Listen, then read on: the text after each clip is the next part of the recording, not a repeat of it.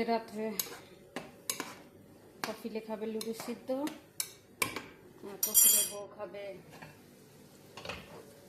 বেতায়ুন।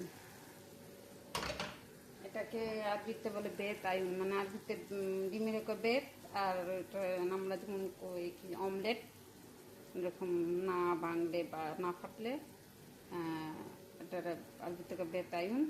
এটার ভিতরে একটা ক্রিম,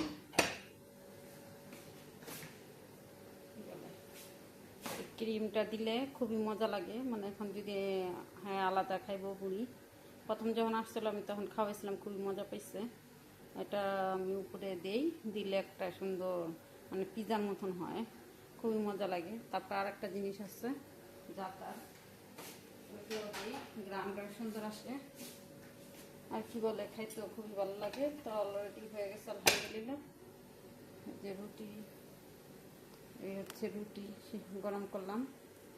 এটা হচ্ছে বন রুটি আছে, তারপর কি বলেন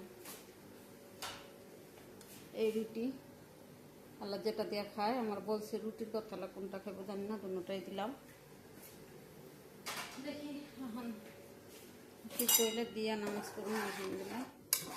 নামাজ পড়া এসে নামাজ পড়া, তারপরে গিয়া রান্না বান্না করুন।